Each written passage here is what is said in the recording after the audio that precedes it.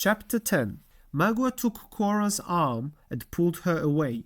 "She's mine," he shouted. "Don't take the girl," cried out Duncan. "We can give you money. Your tribe will be rich."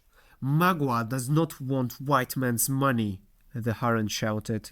Hawkeye looked at Uncas and said, "I loved you and your father. Our skins are not the same color, but we're brothers. You will find my gun under the tree. Take it and remember me."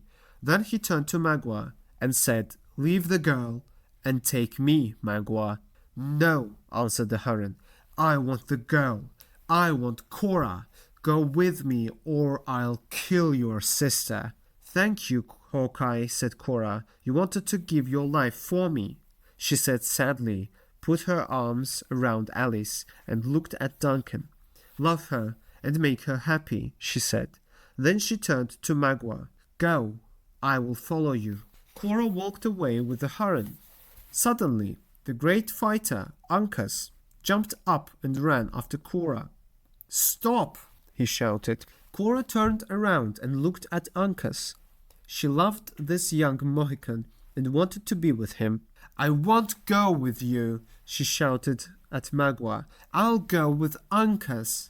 "Woman, leave with me or die," shouted Magua angrily. Cora looked at Uncas and cried, "I will go with Uncas or die. Kill me." Magua pulled out his knife, but he could not kill her. But another Huron ran quickly to Cora with his knife in his hand and killed her. Uncas rushed to Cora, but she was on the ground, dead. He began to fight Magua. Hawkeye ran to his friend, but it was too late. Uncas' blood was on Magua's knife. He was dead too. Magua looked at the dead Cora and Uncas and laughed. Then he jumped to the top of a cliff on the side of a mountain, but fell down and died. Gamut, Hawkeye, Duncan, and Alice went to find Chingachgook and Colonel Monroe. Hawkeye carried the body of Uncas in his arms, and Duncan carried the body of Cora. Gamut helped Alice to go through the woods. At the last, they found Chingachgook and Colonel Monroe and told them what happened.